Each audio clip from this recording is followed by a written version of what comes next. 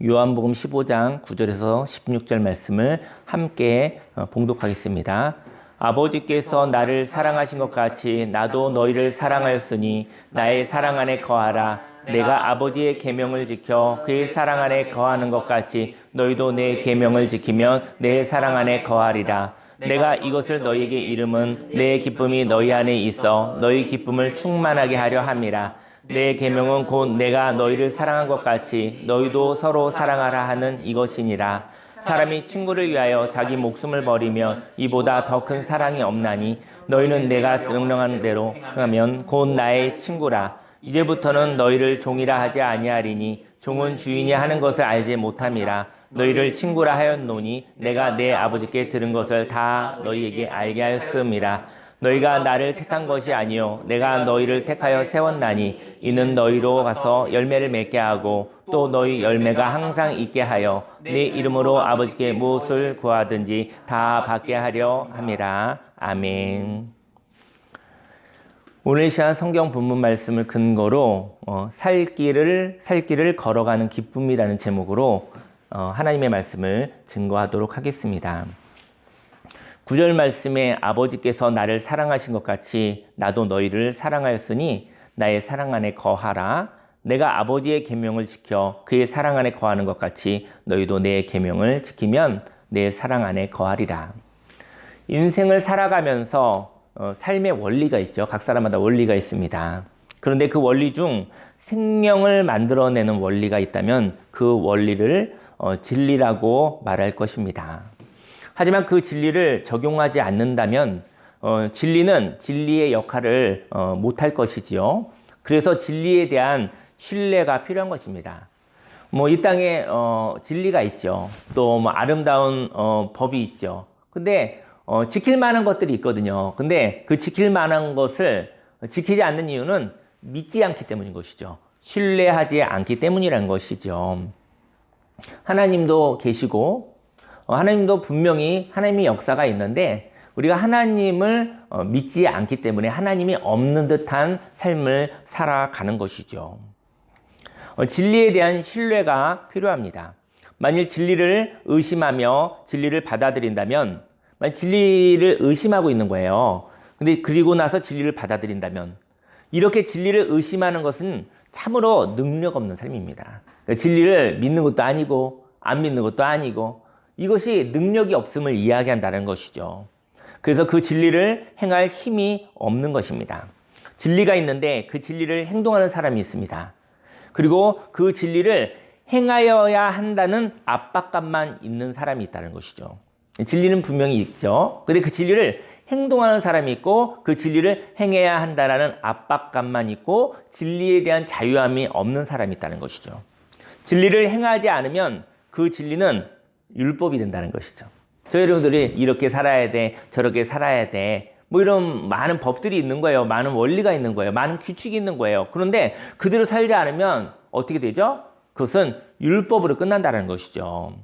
율법이 있다는 것은 의무감과 책임감만 있는 것이죠. 힘이 없는 사람이 짐을 지고 사는 것과 같습니다. 저희 여러분들이 보이는 짐을 지고 살지는 않지만 마음의 짐이 너무나 무거운 것이죠. 그래서 그의 인생을 무겁게 짓누른다는 것입니다.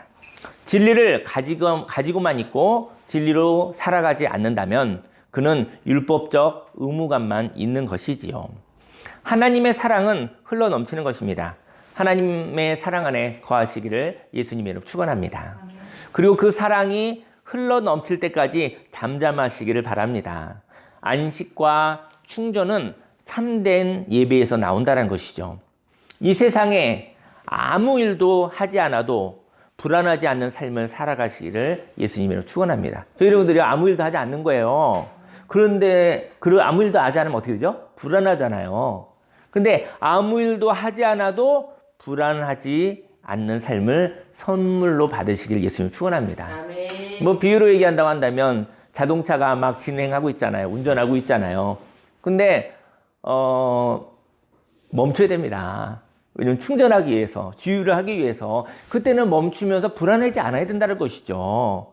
충전하는 시간, 주유하는 시간, 하나님을 만나는 시간, 그 시간은 저희 여러분들이 요동하지 않아야 된다는 것이죠. 그때 하나님 안에, 하나님의 사랑 안에 거하시기를 예수님으로 축원합니다. 저희 여러분들이 주유를 하면서 충전하면서도 마음이 불안하고 힘들다고 한다면 그는 안식이 없는 사람인 것이죠. 쉼이 없는 것이죠.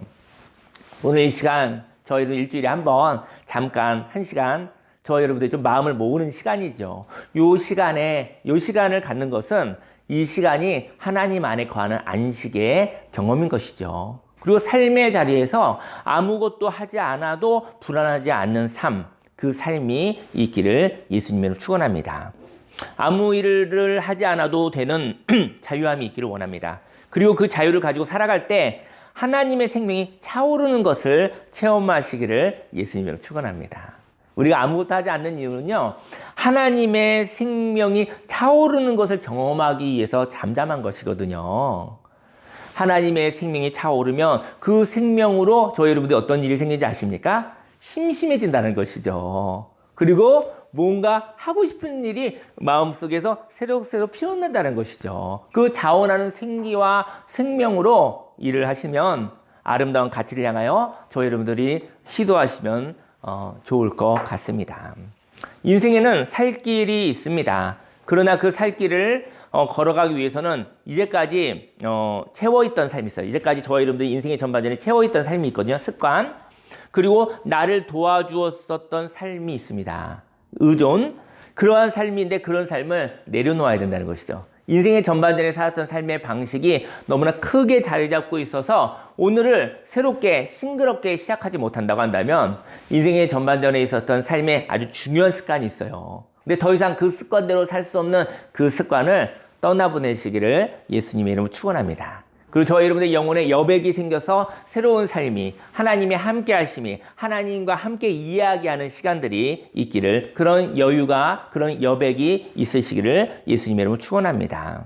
그때 생생하게 살아가는 삶, 바로 살 길이 있다라는 것이죠. 예수님은 계명이 살 길이라고 말했습니다. 그러나 그 살 길을 따르지 못하는 이유는 무엇일까요? 살 길을 걸어가는 사람은 어떤 사람입니까? 먼저 살 길을 걸어가는 사람은 손해보다도 큰 기쁨이 있다는 것이죠. 11절에 내가 이것을 너희에게 이름은 내 기쁨이 너희 안에 있어 너희 기쁨을 충만하게 하려 합니다. 내 계명은 곧 내가 너희를 사랑한 것 같이 너희도 서로 사랑하라 하는 이것이니라. 기쁨이 있다는 것은요, 생기가 가득하다는 것을 의미해요. 불편한데도 기쁠 수 있어요. 또 계획에서 어긋나도 기쁠 수가 있어요. 기쁨과 삶의 어그러짐이 함께 있을 수 있어요. 손해를 보는데도 기쁨이 있을 수 있습니다.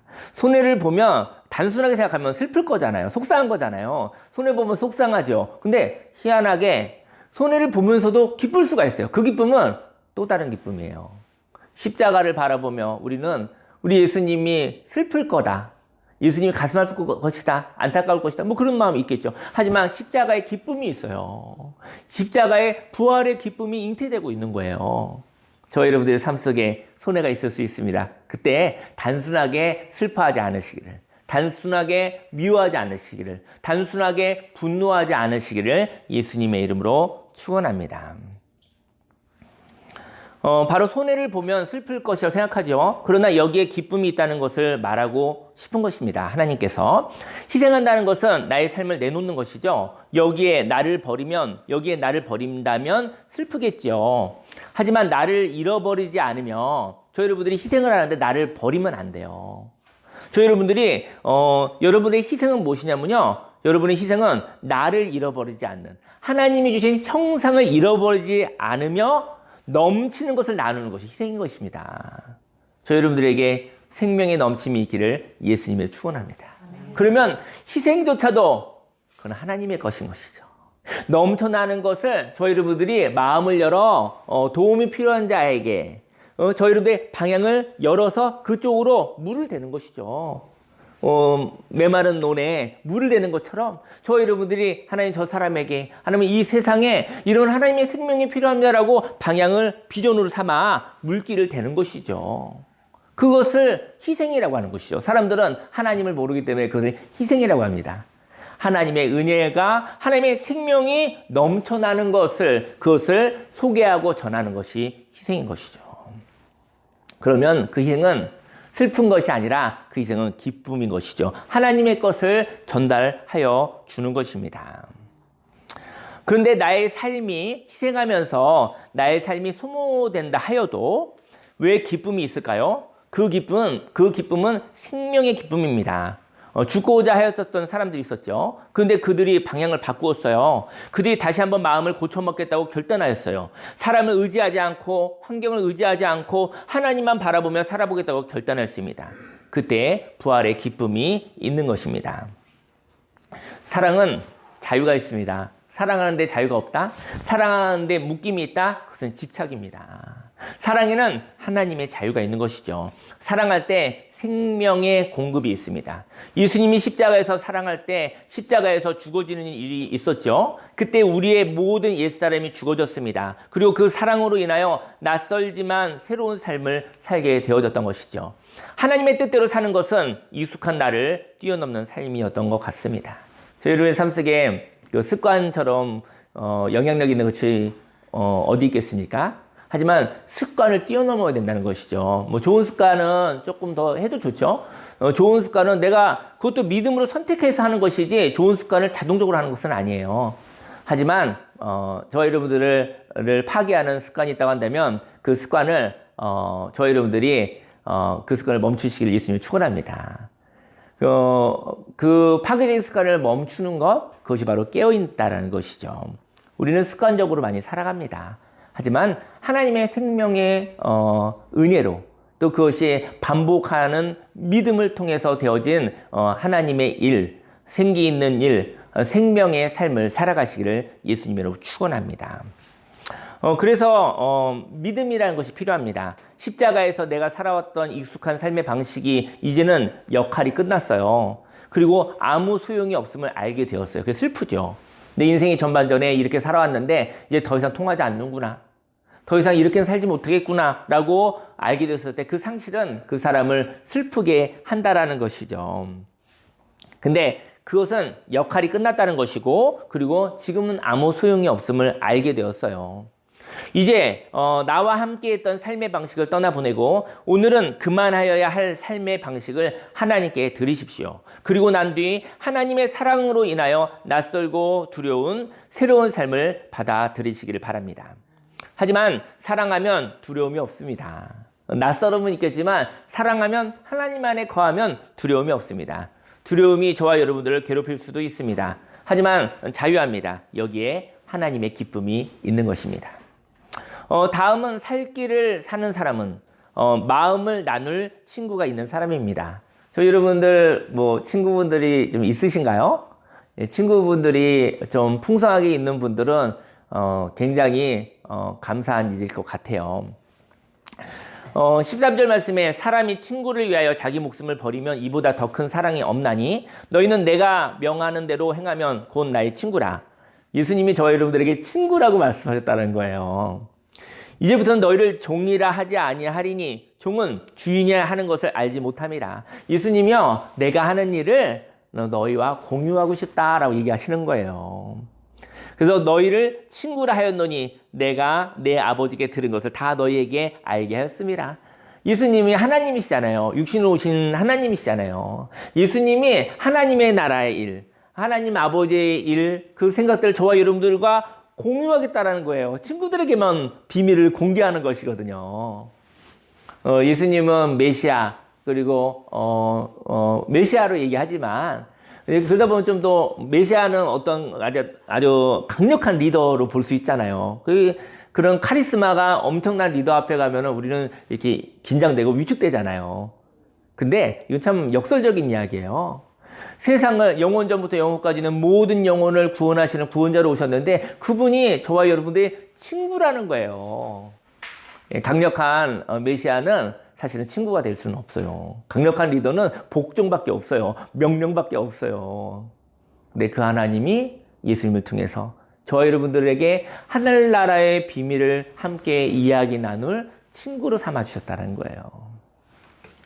저희 여러분들이 기복신앙으로 무엇을 얻고 물질을 얻고 또 성공을 얻고 사람들의 인기를 얻고 뭐 이런 것들 얼마나 매력적인 것입니까? 하지만 하나님의 나라의 비밀을 이야기할 수 있는 특권, 그것이 하나님이 주시고 싶은 거예요. 하나님이 자녀에게, 하나님이 예수님을 통해서 친구에게 하늘나라의 비밀을 같이 이야기하는 소통을 주고 싶은 거예요. 그렇다면 두려움이 없는 것이죠. 인생 가운데 불편함이 있을 수는 있겠죠. 인생 가운데 예기치 않은 일을 겪어서 당황할 수도 있겠죠. 하지만 두려움은 없습니다. 하나님과의 이야기가 있기 때문인 것이죠. 그래서 성령님께서 저와 여러분과 함께하여 우리의 성령의 충만함과 성령의 교통하심을 함께 하는 것이죠. 하나님 나라의 일을 이야기할 친구가 있는 사람은 소망이 있습니다. 인생 가운데 문제를 삼고 또 흠을 잡고 탈을 잡으면 정말 절망이에요, 절망. 솔직히 절망할 이야기는 가득합니다. 모르는 바 아니에요. 그냥 그 얘기 좀 더 살펴보면 더 처지니까. 그래서 내가 그냥 일부러 의지적으로 안 보는 것이지, 그냥 보면은 절망할 이야기는 너무나 많아요. 정말 망할 세상, 이런 세상이 있으면 안 되는데, 이런 우리가 한탄이 나오지 않습니까?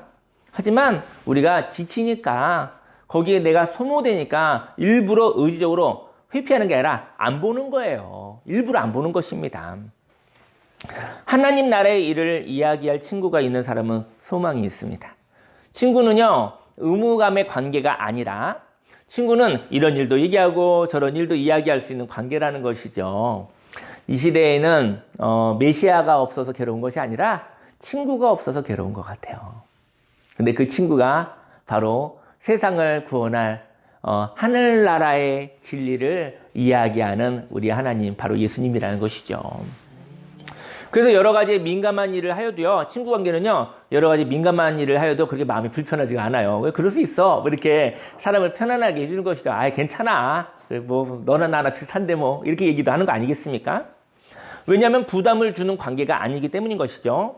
의무감이 없음에도 불구하고 마음의 이야기를 듣고 행하는 것은 어떤 이유일까요? 저희 여러분들 어떤 관계가 있잖아요. 물론 이제는 나이가 같은 사람만 친구가 아니라 나이가 달라도 친구가 될 수 있어요. 그러니까 마음이 통하면 친구인 거예요. 말이 통하면 친구인 거예요. 이런 얘기 저런 얘기해도 손가락 잘 안 하면 친구인 거예요. 이럴 수도 있지, 저럴 수도 있지. 그랬었구나. 이렇게 얘기할 수 있으면 거기에 하나님의 치유와 회복이 일어나는 것입니다.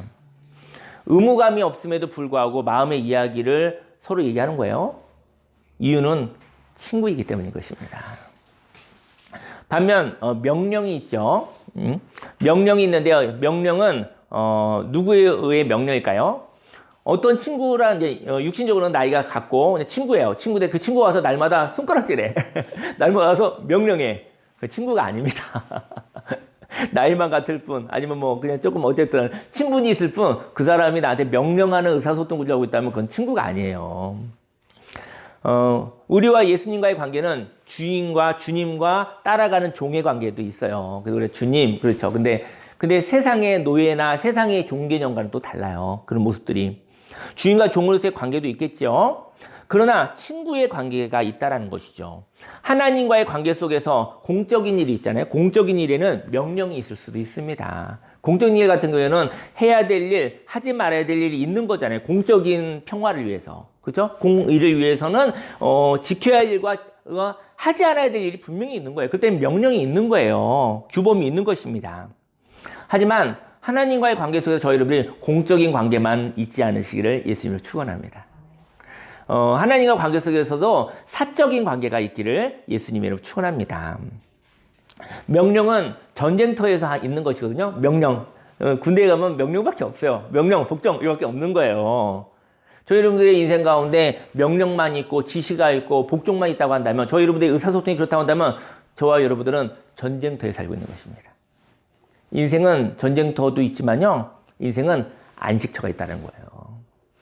그래서 저희 여러분들이 전쟁터에서 살죠.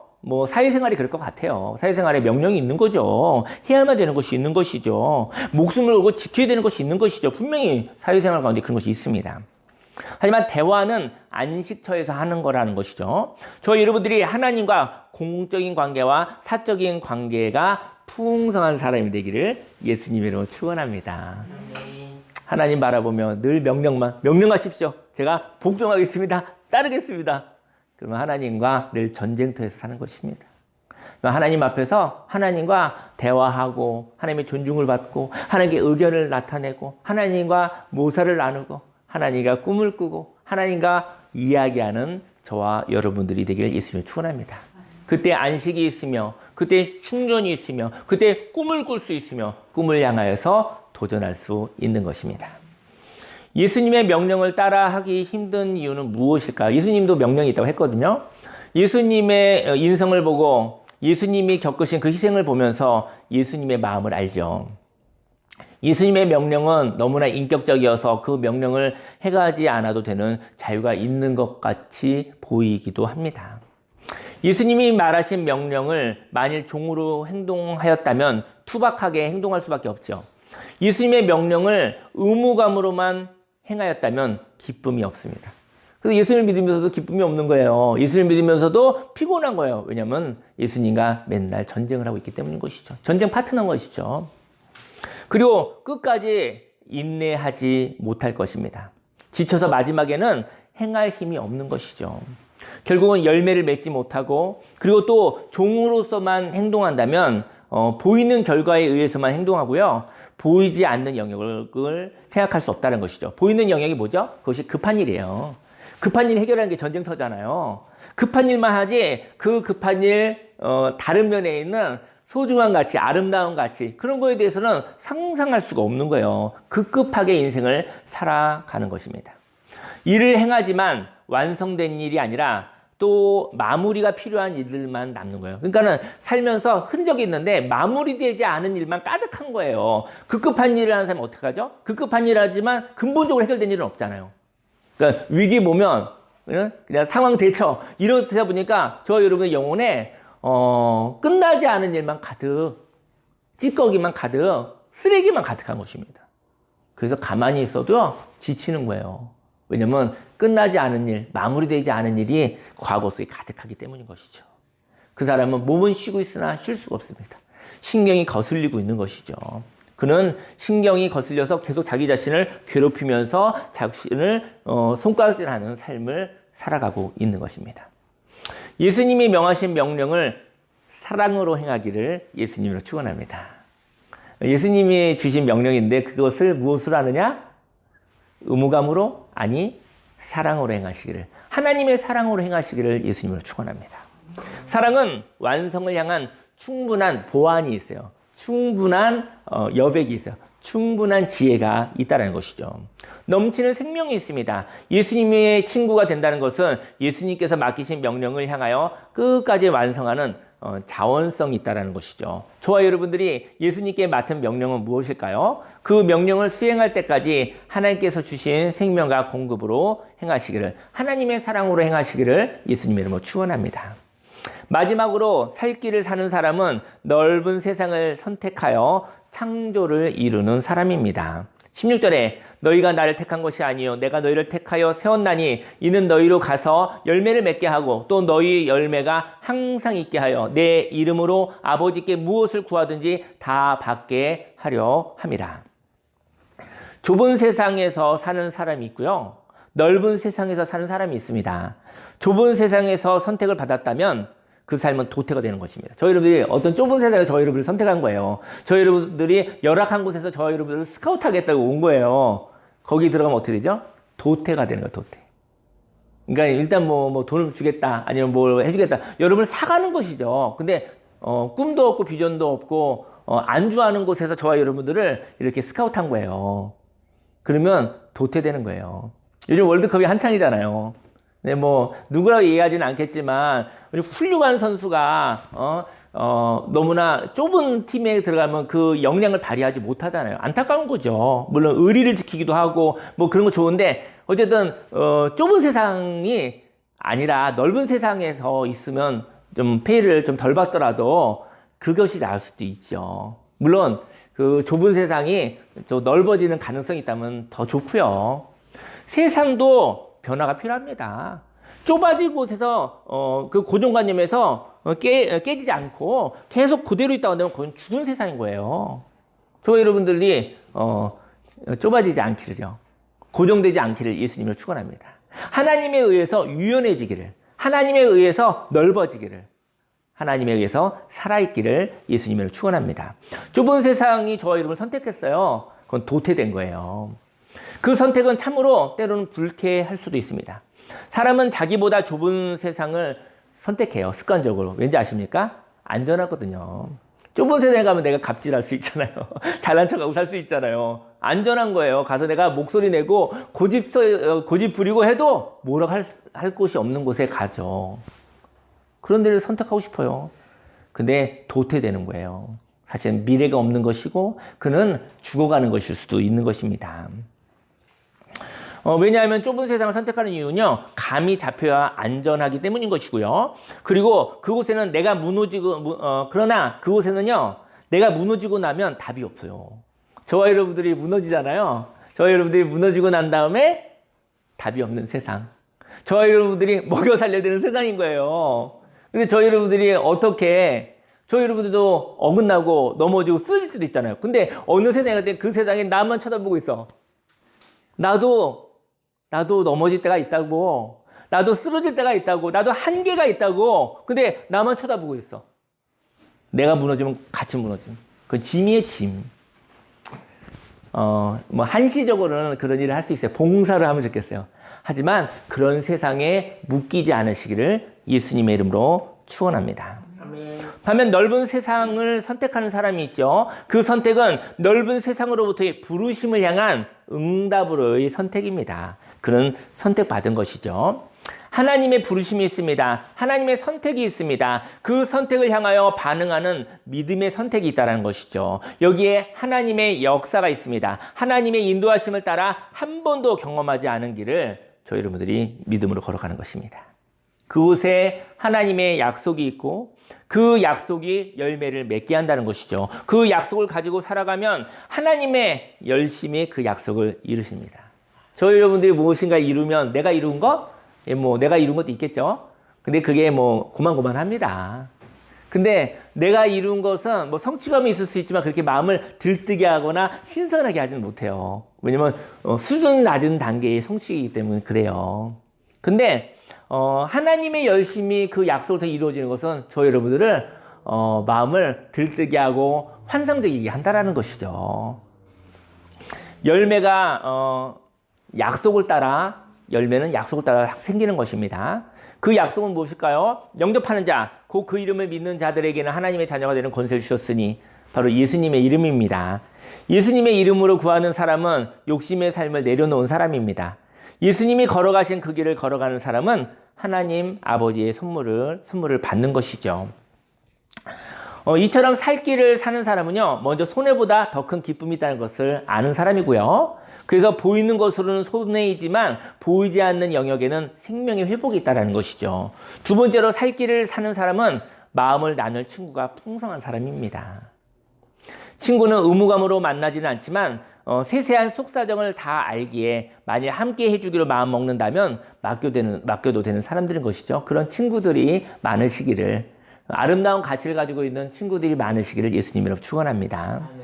마지막으로 살 길을 사는 사람은 넓은 세상을 선택하여 창조의 삶을 사는 사람입니다. 이제까지 해본 적이 없는 일이지만 새로운 시대와 세상을 향하여 있어야 할 일을 향하여 도전하는 사람인 것이죠. 거기에 하나님의 창조가 있습니다. 음악을 틀어주세요.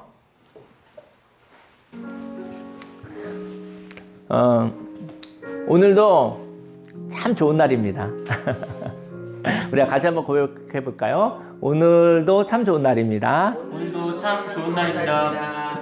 네, 오늘은 하나님의 날입니다. 오늘은 하나님의 날입니다. 저는 자녀와 후배들에게 말하고 싶어요. 다음 세대요, 너가 마음먹기에 따라 시간은 천천히 갈 거야. 이게 무슨 얘기입니까? 큰일 났어. 정신 똑바로 차려야 돼. 안 그러면 큰일 나. 이런 얘기도 있지만 다음 세대요, 너가 마음먹기에 따라 시간은 천천히 갈 거야. 저 여러분들 물리적인 시간은 이렇게 객관적으로 가지만 시간은 저 여러분들이 마음먹기에 따라 시간이 천천히 가기도 하고 훅 가기도 합니다. 천천히 여유 있게 가십시오. 하나님과 함께 가십시오. 질적으로 풍성하게 사시기를 바랍니다. 함께 동행하고 싶습니다. 전쟁하시 뛰어다니는 사람들하고는 동행을 할 수가 없어요. 동행하려면 천천히 산책하듯이. 저희 교회는 뭐 이제 주일마다 이렇게 산책하는 프로그램이 있잖아요. 참 좋은 것 같아요. 몇 달 됐는데 너무 행복한 시간이다 그런 생각이 드네요. 그리고 또 한 10,000보씩 또 걷는 일들을 또 이렇게 같이 또 격려하면서 하니까 그것도 참 좋은 것 같아요. 옛날에 10,000보 제가 한 1,000보, 2,000보 이제 운전하니까 걸을 기회가 별로 없잖아요. 정말 2,000보, 3,000보 걷기도 힘들더라고요. 근데 몸이 안 좋아지고 힘들어지더라고요. 근데 이제 10,000보 걷는 일이 한 몇 주 됐잖아요. 걸어보니까 금방이네요. 여유가 있으니까 금방이네요. 산책 한두 시간 할 마음 가지면 10,000보 걷는 거더라고요. 근데 돈으로 못 살 건강과 그 정신적인 여유, 정신 건강 등이 정말 놀라운 것 같아요. 이제 이야기할 것이 많습니다. 다음 세대의 자유를 침해하지 않으며 많은 이야기를 의논하고 싶은 것이죠. 다음 세대에게 지시하고 명령하는 것이 아니라 그들과 의논하고 싶은 것이죠. 예수님이, 하나님이신 예수님이 저와 여러분들을 친구 삼아 하늘나라의 이야기를 같이 나누고 비밀을 공개하고 공유하고 같이 꿈꾸고 싶다고 했는데, 저와 여러분들이 권위로 얘기하면 우리가 예수님과, 우리가 뭐 부모라 할지라도, 인생의 선배라 할지라도, 선생님이라 할지라도 예수님의 권위와 비교할 수 있겠습니까? 그 하나님이 예수님을 통해서 저와 여러분들과 의논하겠다고, 하나님의 나라의 가치를 의논하겠다고 친구 삼아 주셨다고 했는데, 우리도 그 하나님의 사랑으로 인격적으로 함께 동행하시기를 예수님으로 축원합니다. 창조적인 후회가 있습니다. 창조적인 후회는요, 참 좋은 후회. 우리 인생에 다 후회가 있거든요. 근데 창조적인 후회를 하시기를요. 창조적인 후회는 뭐가 있는지 알아요? 창조적인 후회는 하소연이 있어요. 하소연. 하소연을 전쟁터에서는 불평하지 마, 조용히 해, 부정적인 말 하지 마, 이렇게 얘기를 하거든요. 근데 창조적인 후회는요, 하소연이 있어요. 인생을 살다 보면 왜 하소연이 없겠습니까? 그리고 하소연 후에 손가락질이 있는 것이 아니라, 비난이 있는 것이 아니라 위로와 공감이 있다는 거예요. 저는 이 세상이 안 되면 교회라도 하소연을 할 수 있었으면 좋겠어요. 하소연을 하는데 거기에 손가락질이 아니라 위로와 공감이 있었으면 좋겠어요. 교회에서도 많이 비난해요. 교육하고 막 가르치고 끌고 가고 막 그러려고 해요. 뭐 나쁜 의도는 하지 않지만 마음이 힘들고 어려울 때는 정말 어려운 일인 것이죠. 위로와 공감, 참 좋은 말이나 우리와의 삶의 모습으로는 많이 먼 것 같습니다. 비난하지 않습니다. 속상함을 함께 인정하는 것이죠. 속상할 수 있잖아요. 그리고 속상함을 회피하기 위해서 누군가에게 잘못을 전가하지도 않아요. 창조적인 후회는 함께함이 있으며 무거운 마음을 나누어짐으로 마음의 고통이 해소된다는 것이죠. 그리고 너의 잘못이 아니라고 말합니다. 상실을 통해서, 어긋남을 통해서 그것을 잘못으로 보지 않고 같이 슬퍼한다는 것이죠. 슬픈 일이 있을 수 있잖아요. 슬픔은 잘못이 아니거든요. 날만 슬프지는 않아요. 하지만 인생 가운데 슬픈 일이 있을 수 있어요. 그때 같이 예수님처럼 같이 울고 같이 기쁨을 같이 하는 사람이 되기를 예수님을 축원합니다. 이렇게 창조적 후회는 사람을 후회에 함몰되지 않게 해요. 함몰이라는 것은 어떤 데인데 쑥 들어간 거, 수렁에 빠진 걸 함몰이라고 그래요. 수렁에 들어간 것을. 함몰은 수렁에 들어가면 못 나오잖아요. 함몰이라는 것은 책임 전가와 비난으로 생긴 신태 한탄으로 되어지는 것을 의미합니다. 어떤 사람이 맨날 책임 전가예요. 응? 그리고 막 비난해요. 그 다음에 신태 한탄, 이건 함몰된 거예요. 함몰된 거예요. 함몰의 특징은 고립이에요. 고립. 혼자 있어요. 친구가 없어요. 그래서 파괴적인 생각을 계속 혼자 하고 있는 거예요. 끊임없이 하고 있는 거예요. 그래서 후회가 커서 거기에 빠져버리고요. 헤어나올 수가 없습니다. 하지만 창조적이라는 것은 고립이 아니라 연합을 의미합니다. 연합이란 다른 세계와의 만남이거든요. 다른 세계가 나를 폭력하지 않아요. 왜 고립되냐면 다른 세계가 무서운 사람, 다른 세계에 갔다가 내가 또 피해받을까? 내가 폭력을 당할까? 이런 두려움이 있으면 혼자 있잖아요. 다른 세계와 만나는 거, 그러면 거기에 치유와 회복이 있습니다. 다른 세계가 나를 폭력하지 않죠. 다른 세계가 나의 짐을 나누어 줍니다. 다른 세계가 수렁에 빠진 저와 여러분의 손을 잡아준다는 것이죠. 교회는 천국은 아니에요.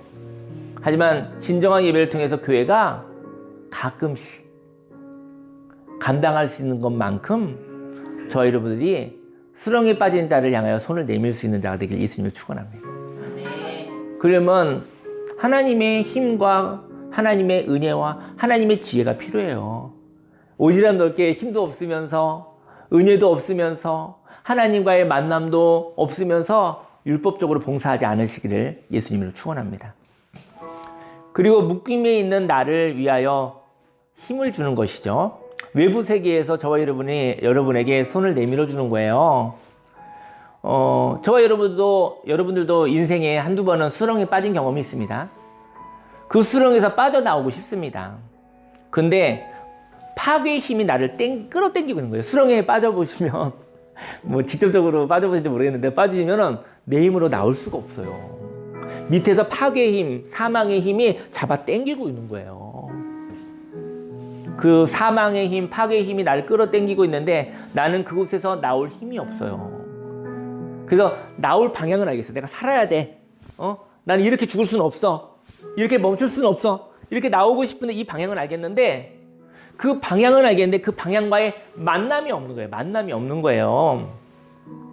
다른 세계가 나의 손을 붙잡아 준다면 나는 그 손을 잡고 나도 땡길 거예요. 다른 세계에서 나에게 손을 내밀어 준다면 난 그 손을 잡고 그리고 땡겨서 나올 거예요. 나는 방향을 잡았고 그 방향이 나의 손을 잡아준다면 나는 그 방향으로 힘을 쓸 거예요. 나의 손을 잡아주었을 때 나는 그 손을 믿음으로 붙잡는다는 것이죠. 우리는 이게 뭐 이렇게 동아줄로 이렇게 된 게 아니라 영적인 것은 영혼의 이야기는 하나님이 예수님을 통해서 생명줄을 주신 거예요. 우리는 그 믿음을 붙잡고 보이진 않지만 그것을 붙잡는 믿음으로 그 믿음으로 힘을 쓸 것입니다. 그 믿음으로 인생을 살아갈 것입니다. 창조적인 후회가 있다는 것은 여백이 있음을 의미하고요. 파괴적인 후회는 함몰을 말하는 것이죠. 고립을 의미하는 것이죠. 슬픔과 분노 가운데 빠져 있을 수 있습니다. 창조적인 후회란 내가 밟고 있는 이 땅에 서서 독립된 세상으로부터 들려오는 소리를 의미합니다. 저희 여러분들의 내면에서 하늘의 소리가 있기를, 이게 파괴의 소리, 땅의 소리, 한계의 소리, 죄의 소리도 있지만 저희 여러분들의 영혼에 하늘의 소리가 있기를 원해요. 그 소리가 서로 싸우고 갈등이라도 하면 깨어있는 거예요. 근데 땅의 소리, 파괴의 소리로 함몰되어 있으면 잠들어 있는 거예요. 갈등이 있는 것은 살아있다는 증거입니다. 갈등하는 것을 불편하지만 갈등하는 것을 기뻐하시기를 예수님으로 축원합니다. 그래서 저와 밟고 있는 이 땅에 서서 독립된 세상, 하나님으로부터 들려오는 소리를 듣는 것이죠. 그 소리는 절망의 영향을 받지 않아요. 하나님은 절망의 영향을 받지 않아요. 창조적인 후회는 외부로부터 소리가 있는 것이죠. 창조적인 후회란 고립으로부터 해방입니다. 저는 티키타카라는 얘기 하나 얘기하고 오늘 기도하려고 그래요. 티키타카가 무슨 얘기인지 아시죠? 근데 제가 이제 사전을 찾아봤더니 그 탁구공이 똑딱 이런 것을 의미한대요. 근데 축구 월드컵 있잖아요. 축구인데 티키타카가 뭐냐면은 짧은 패스를 주고받고 주고받고 해서 여기서부터 저 골문까지 가는 것이죠. 그걸 티키타카라고 해요. 그래서 뭐 어떤 사람들 보면 우리 티키타카 잘 돼 이러잖아요. 그 연합이에요. 그러다 보면 창조가 일어나요. 대화가 돼야 돼요. 축구는 몸으로 하는 게 아닙니다. 몸으로 하죠. 하지만 마음으로 하는 거예요. 마음으로 하셔서 마음이 맞아서 몸으로 행동하는 것일 뿐이에요. 그죠? 말로 할 수도 없잖아. 평상시에 의사소통이 잘 되는 것이죠. 집단 경기는 의사소통이에요. 저와 여러분 하나님과 티키타카가 되기를 예수님 축원합니다. 하나님과 근데 그러니까 갈등이 있고 문제가 있고 한계가 이런 얘기 가지고 티키타카를 하는 거예요. 하나님하고 명령이 아니라 하나님과 의논하고 하나님과 이야기를 하는 거예요. 그때 창조가 일어나는 거예요. 그때 세상이 절망 가운데 있는 세상이 소망을 얻는 거예요. 절망 가운데 그 절망으로부터 하나님과의 티키타카를 통해서 소망을 가지시고 비전을 가지시고 대안을 가지시고 살아가시기를 예수님을 축원합니다. 이 과정 속에 창조가 일어나고 시너지가 일어나고 스파크가 일어나고 그리고 정반합이 일어나는 것이죠. 그죠? 정과 반에서 합쳐져서 뭐 대안이 일어나는 거잖아요. 그죠? 서로 다른 사람과 이야기하는 것을 두려워하지 마세요. 다르지요. 불편하죠. 의견이 부딪히는 것 같지만 또 그리고 나서 하나님의 이야기로 이 세상에 소망이 일어나기를요. 근데 대화하려면은 서로 존중하고 서로의 의견을 존중할 필요는 있어요. 문화를. 함께 부딪힐 때 대안이 있습니다. 일방적이지 않습니다. 쌍방이 함께함으로 그 의견들이 팽팽하게 줄다리기를 할 때 벽을 허무는 일이 생기는 것이죠. 그 이유는 함께하고 싶은 이유 때문인 것이죠. 벽을 허물기 위해 본인이 놓은 고정관념을 양보하시길 바랍니다. 그때 얼굴과 얼굴을 보는 일이 생기는 것이죠. 제가 이제는 어디에 가서 상담을 했었어요. 했는데 그 얘기를 하나 나누고 기도할게요. 미디어 중독에 빠지는 아이들이 있어요. 미디어 중독에 빠진 아이들이 있는데, 근데 그 아빠와 딸의 이야기인데 미디어 중독에 빠진 아이가 있더라고요. 근데 이야기를 안 해요. 왜 이야기를 안 할까? 그 아이는 이제 뭐 24시간 중에서 뭐 그냥 오래 열 몇 시간 아니 뭐 어제 거의 미디어에 있나 봐요. 미디어가 뭘까요? 그 아이의 친구인 거죠. 친구는 정말 잠자는 시간도 아까워요. 그에게 친구는 미디어였던 거죠. 사람이 아니라 미디어였던 것이죠. 그래서 아빠가 같이 얘기도 좀 하자 했더니 아빠하고는 얘기가 안 통한대요. 공감대가 없대요. 몸이 같이 있어도 할 이야기가 없대요. 그래서 할 이야기가 있는 미디어랑 얘기를 하는 것이죠. 그러다 보니 좀 많은 시간을 거기서 하게 됐어요. 그리고 현실의 시간들이 많이 무너졌던 것 같아요. 제가 이제 상담을 하게 됐는데 이렇게 얘기를 했어요. 뭐라고 했냐면요. 그리고 근데 게임을 좋아하나 봐요. 그 아이가. 게임을 좋아하는데 아빠는 어떤 사람이냐면 게임이 무섭대요. 게임이 무섭고 싫대요. 게임이 무서운 게임만 있는 것이 아니라 또 뭐 그냥 재밌는 게임도 있을 수 있잖아요. 제가 이런 얘기를 했어요. 그 아빠와 그 딸 사이에 벽이 있다. 벽을 하나 놨어요. 돌을 하나 놨어요. 아빠가 돌을 하나 놓고 고정관념.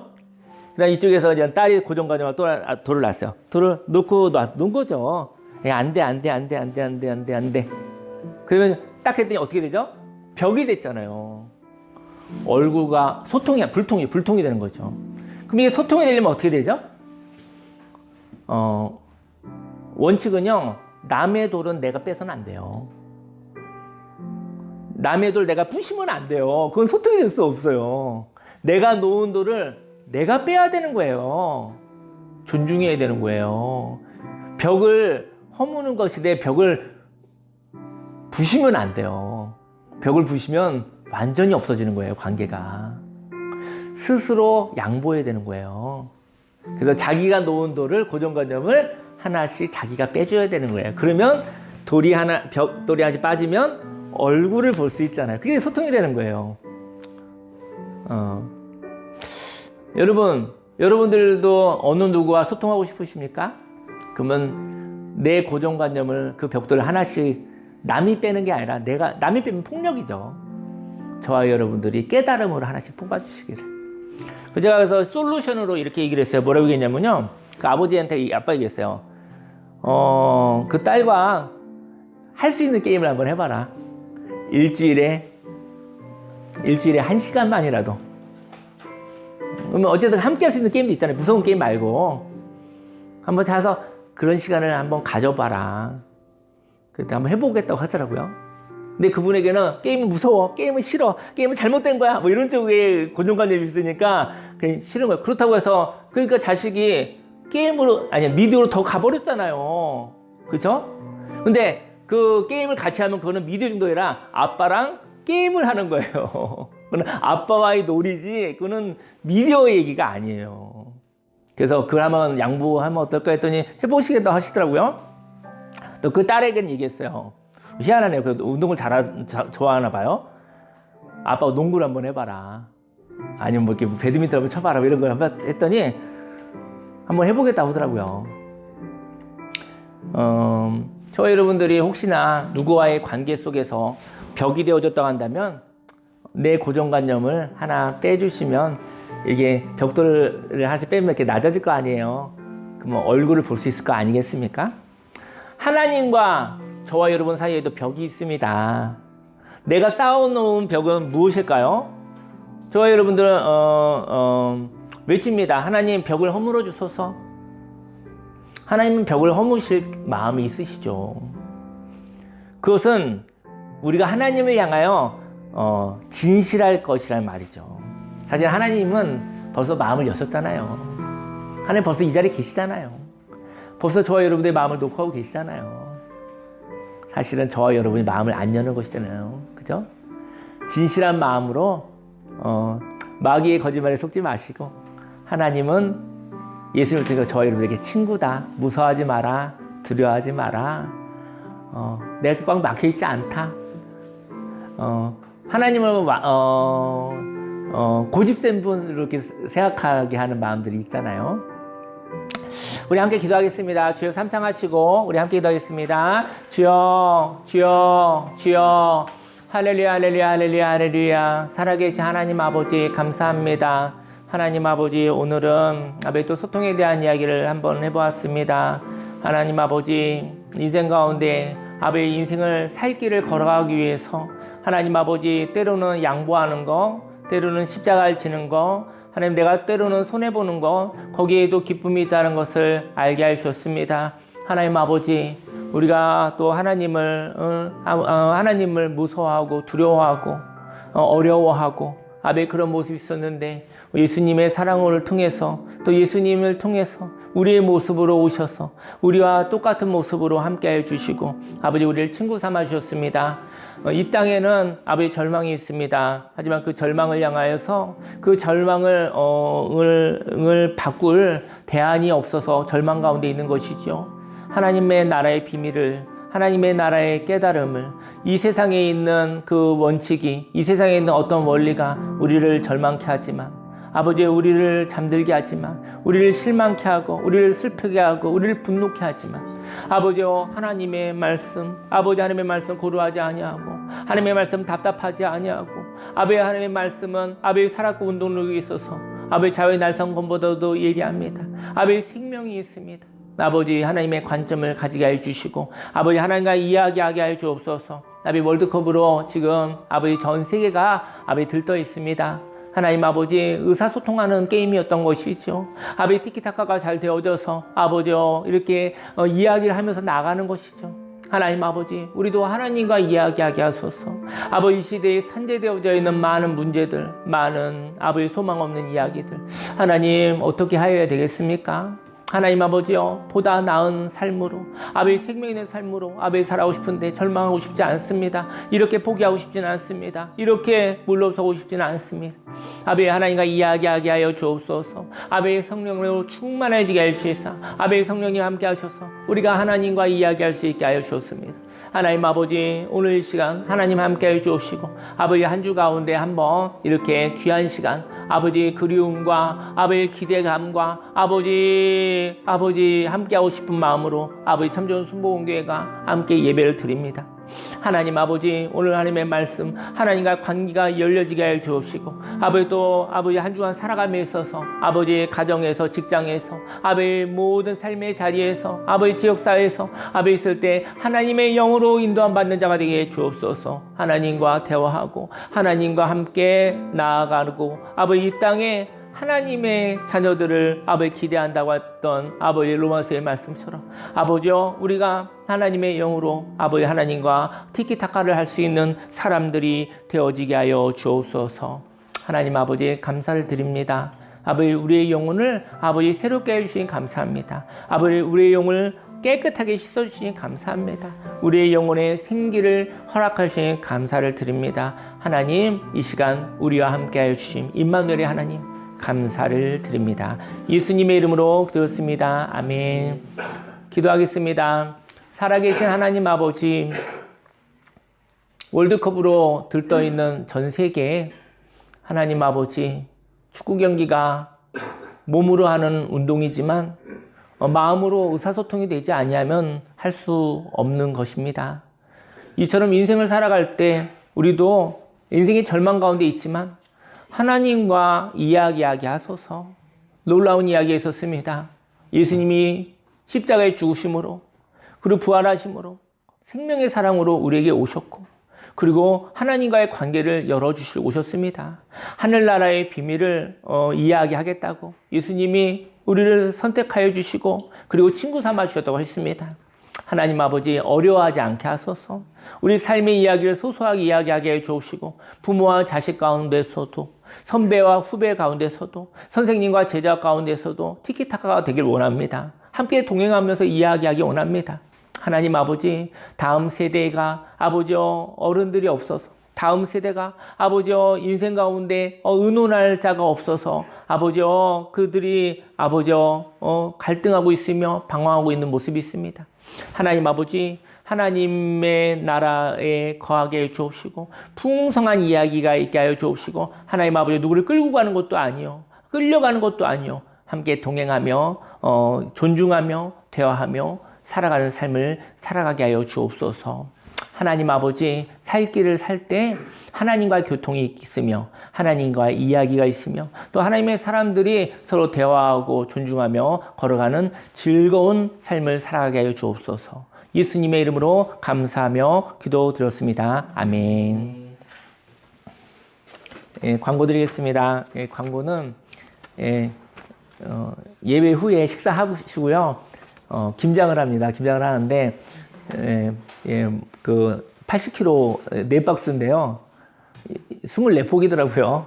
우리 보통 저희가 그 2박스 정도 해서 교회 거를 썼는데 요번에 2박스를 더 시켰어요. 시켜서 조금 더 해서 조금 나누었으면 좋겠다. 그리고 또 아이들한테도 어떻게 보면은 뭐 잠깐 노동이 아닌 선안에서 어쩌면 이런 또 좋은 경험도 그리고 끝나고 또 보쌈인가요? 이렇게 해서 맛있게 먹는 그냥 잔치 같은 즐거운 날이 되기를 예수님 축원합니다. 네, 자리에서 일어나시겠습니다. 기도하겠습니다. 살아계신 하나님 아버지, 마음을 드리고 시간을 드리고 물질을 드리고 하나님 아버지 나의 모습을 하나님께 올려드립니다. 인생의 전반전에 습관이 있었습니다. 그 습관으로 인해서 잘 살았습니다. 하지만 그 역할이 끝나고 이젠 새로운 습관이 필요하게 되었습니다. 하나님 인생의 전반전에 나를 도와주었고 나와 함께 하여 주었고 나를 외롭게 하게 하지 않았고 나를 기쁘게 했었던 모든 것들 그 모든 것을 하나님께 고마움으로 올려드립니다. 그리고 새로운 삶을 살게 하소서. 새로운 삶을 살기를 원합니다. 하나님 아버지 축구 경기만이 아니라 하나님과도 티키타카를 할 수 있게 하여 주옵소서. 이야기가 오고 가게 하여 주옵소서. 하나님과 경직된 것이 아니라 하나님과 풍성한 대화를 나누게 하여 주옵소서. 이 결단을 예물로 받아주시고 축복하시사 100배, 60배, 30배 열매 맺어 내가 살고 가정이 살고 교회가 살고 사회가 살고 대한민국이 살고 그리고 온 세계 열방을 섬길 수 있는 나라가 되게 하여 주옵소서. 하나님 기쁨으로 받아주시옵소서. 예수님의 이름으로 기도했습니다. 아멘. 지금은 우리 구주 예수 그리스도 십자가 대속의 은혜와 하나님의 그 놀라우신 사랑과 성령님의 내주교통 운행 함께 하심이 하나님과 동행하며 하나님과 이야기하며 이 세상의 절망을 소망으로 바꾸어 살아가겠다 작정한 모든 하나님의 백성들 머리 위에 지금부터 영원히 함께 있을지어다.